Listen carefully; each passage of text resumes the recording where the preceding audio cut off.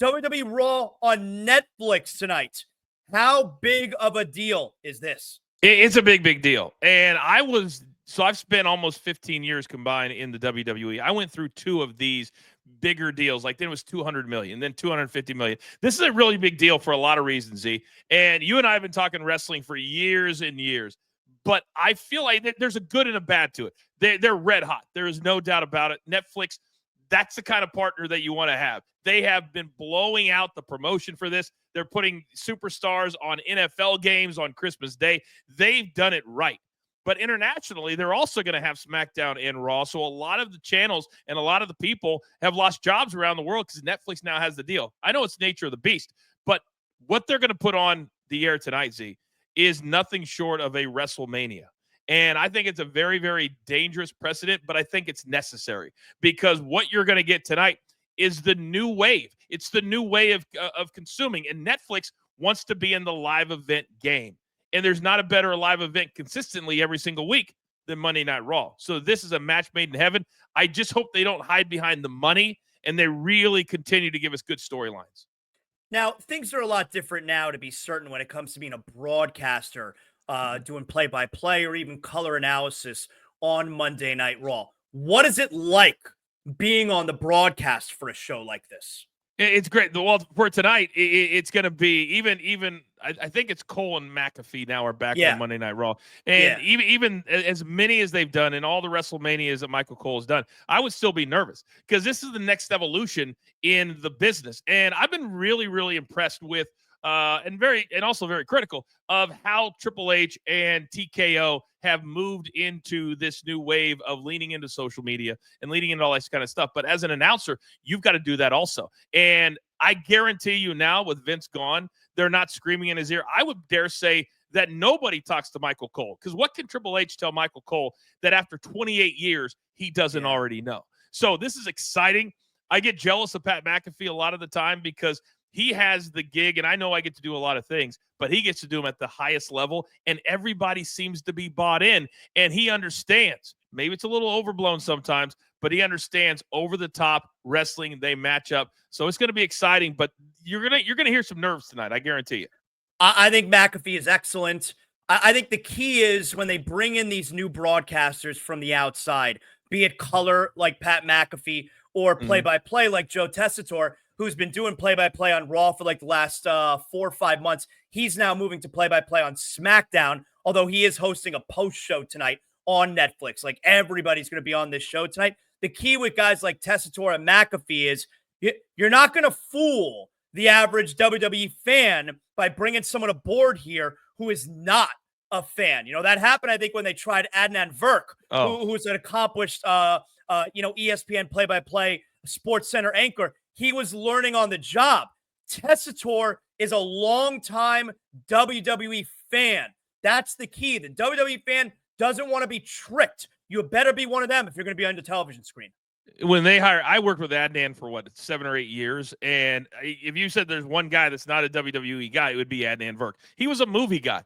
And that's always been, I think, one of the things that has not offended me, but it's sad that even still that wrestling is seen as less than. Can you imagine hiring somebody to do Monday Night Football that wasn't accomplished, that didn't know it, that wasn't well known? And that's what they've done with those different spots. So I think Tessitore's been great.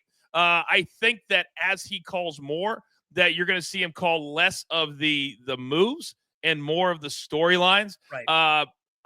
I'm a little surprised they've moved all the guys around, but it shows how differently they do things now than when I was there, because when you were the voice of a show, that was your show. But now I kind of like the fact that during football season, he'll call Raw, and then when it's not football season and he doesn't have a package, he'll call the SmackDown show. But certainly today, when you're calling 3-hour shows, multiple shows a week, if you're not a fan, you're going to get exposed like that.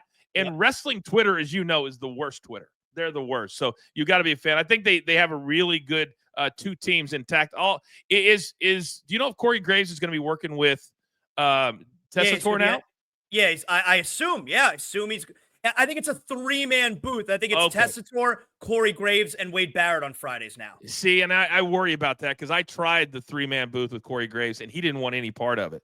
People say, oh, Coach, you sucked. You'd been gone for 10. No, a 3-man booth is like a 3-man weave. If all 3 guys are not on board, you're not fighting with each other. You're setting each other up, even if one's a heel and one's a babyface. Corey wanted no part. I hate 3-man booths. So if that's what they're going to do, I don't know how well it's going to work, to be honest with you. I think that's what they're. I'm not 100% sure, but I'm almost positive tonight it's just Cole and McAfee. I think it'd be a mistake. They don't need a third people there. Yeah. Don't need so a third. I think that's what they're doing. Tonight's gonna be a massive show, and John Cena returns tonight, and he returns as a full-time member of the roster. This is his final year. We've never seen this before in pro wrestling. Normally there's a farewell match. He's doing a farewell year, which is amazing because they could really just set up the entire year. So 2 things that I want you to let us know here. How do they plan this? Have they planned the end of the year and they work their way backwards as far as what Cena's entire story is going to be? And number 2, tell me about working with John Cena and traveling with him on the road. Well, first and foremost, they've been talking about this for 4 months. When he announced that it was going to be a tour and not just a one night, that's what they've been working on.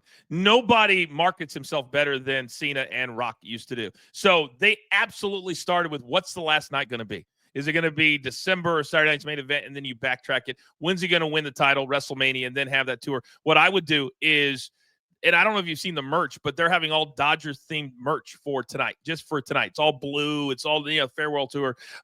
So to me, everything's planned out. And I think he said 40 to 50 appearances. So that could mean basically full time because there's that many Raws and taking a few weeks off.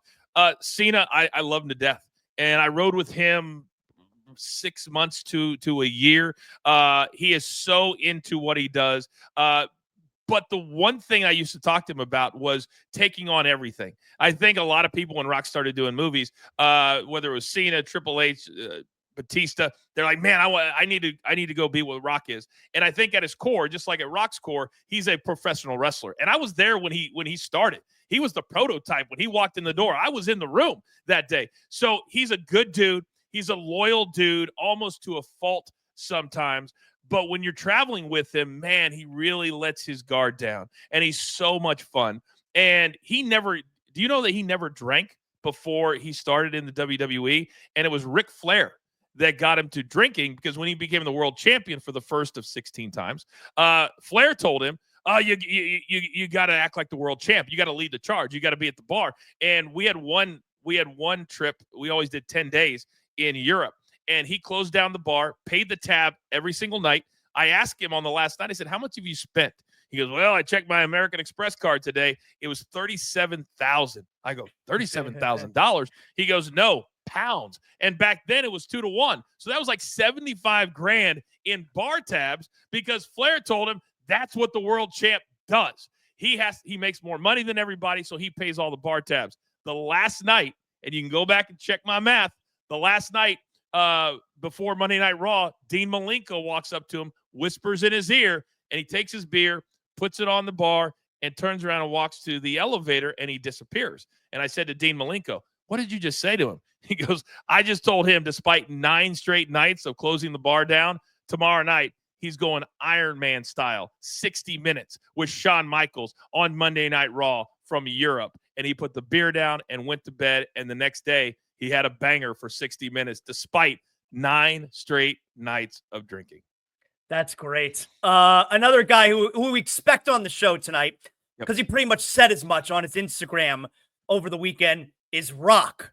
Yes. What do we expect from The Rock maybe over the next few months?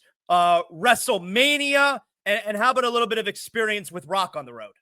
Okay, so first of all, as far as the shows are concerned, I hope people really watch the video that he posted yesterday on his IG. He's posting that right now for a reason, because I believe that he's going to be heavily involved in the whole Roman Reigns, sorry, I always mispronounce the name. Solo. He's going to be heavily involved. And I think he wanted people to understand how involved he is in the Samoa culture. That's why he put that out there, because that's a video from a long, long time ago. So I think ultimately he's going to position himself as the person, as the mastermind, as the top dog above all of them. And I think that you think we may be getting that tonight? I think so. I really, really do. Because then he can then announce that he's going to participate in the Royal Rumble. And now if we see Cena and Rock in the Royal Rumble, we don't know who's going to win. And that's the best part of any Royal Rumble, not knowing. Because I used to hate being there, and I was in 2 Rumbles. I used to hate it when they go, oh, this guy's going to win, and then that guy would win to set up WrestleMania. I like it when you don't know. So Rock was always, and this is, he's the first person I was ever on TV with. January 8th, 2000, Chicago. And I've told the story a couple of times, but he was so giving. And he understood also. He was the only person, Zaz, that was allowed to do his SmackDown interviews live, even though it was a taped show, because he had to have that interaction with the crowd. And we had to position him in a way that he could hear the crowd. So on that night, he gave to me, which he didn't have to do. The whole, hey, why do they call you the coach? You're the coach of a little girl's softball team, the coach of this, the coach of that. We walked out of the building that night, everybody instantly one night, coach, coach, coach, coach, because he understands. And he understands when he's writing stuff, and he understands when he's putting guys over the way to do it. Now, as far as traveling, he used to complain all the time that, oh, everybody bothers me. I can't go anywhere. And he would actually he used to get all these free, like hockey jerseys or whatever. He'd do like a video for the Phoenix Coyotes, and they would send him. And then I would get one too, because I was the one who taped it with him. That was kind of one of my day jobs.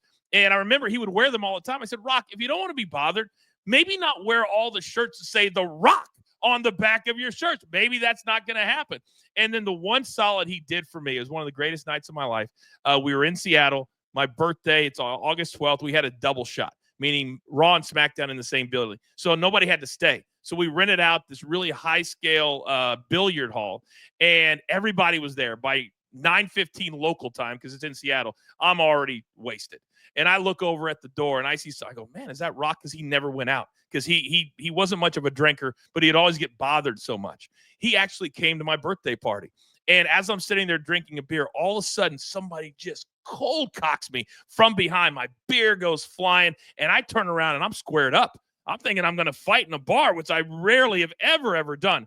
And it's Johnny Damon, the great baseball player. And I look, Johnny, and I'd known him from Kansas City all the way back to the beginning of my career. We hug it out. What's up, dog? He was at the Red Sox at the time. They had all just flown in and played the Mariners. There was 15 to 20 Red Sox players walk into our bar. Coach, can you introduce us to The Rock? He was always at the bar. He always had security with him, and we've never met him before. Watching all-star baseball players get googly-eyed over The Rock, that's how everybody treated him. When he walked in a room, it was like Jesus Christ. I kid you not. He has an aura about him that I don't care who you are, how big of a star, or if you're just the person opening the door, you look at him differently. He is built differently. I've always appreciated that about him, and he will always hold a very special place in my heart. I don't know if you've seen it yet, but the WWE released the cold open to tonight's premiere on Raw. It's like 3 minutes long. It's Triple H narrating through the years pro wrestling, and I mean, you got to check it out. And for folks who maybe you're not a huge pro wrestling fan, but you're going to check out tonight because the promotion for Raw and Netflix has been just outstanding. I feel like we're watching the greatest show on earth tonight. I think it's going to be so special. I do too. And part of the reason that Netflix is bringing them in is they want to get into the live event game. But tonight, what you had to do, and what they have done, is you had to give them names, Z, that the average person would know. Netflix is paying $5 billion to increase subscribers. And to do that, to get the single mom or the married mom or the grandfather or whoever that might not be watching normally, you've got to give them a reason. Oh, I'm going to check this out on Netflix. I'm going to hit that box right there on Netflix. And I guarantee you, if you go to Netflix, it's going to have Rock there, Cena there, somebody that the average Joe Q public knows. And they've done a great job of that. But they're going to need to keep that going if you're going to increase your subscribers to make the investment worth it. But they've had no shortage of marketing. I've been amazed at how well. And that's what a partnership is supposed to be. It doesn't have to be difficult.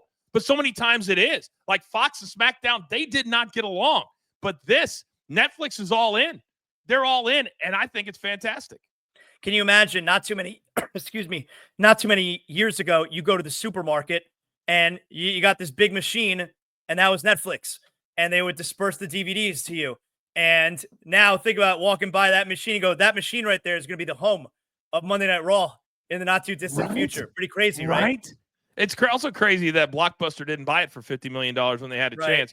I went to Back to the Future musical last night, and they basically made a joke kind of about that investing in something called Amazon or Apple.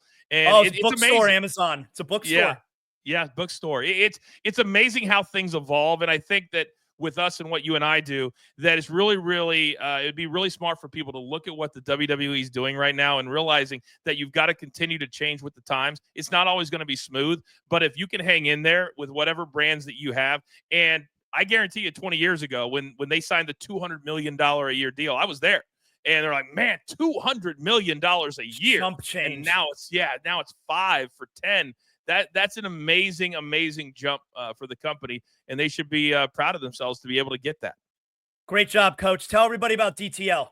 Yeah, DTL every single weekday, 10 a.m. Eastern time. You're a big part of what we do. We're also on Stadium, all the Stadium apps at 3 p.m. Eastern time, Amazon Prime Video, DirecTV, YouTube TV. So we love it every single weekday, also Sunday mornings during football season. But we also have a wrestling show behind the turnbuckle. We have a ton of content over there. So all my pages are listed at my profiles. But we'd love for everybody to be a part of what we're doing. And today we're doing a live Coach and Bro show. Vince Russo, the original writer from Monday Night Raw. I do a show with him, so I'm anxious to get his insights before the show today at 1 p.m. Eastern time. And then, of course, you can watch on demand throughout the day. Thanks, Coach. Appreciate it, man. We'll talk again soon. My man.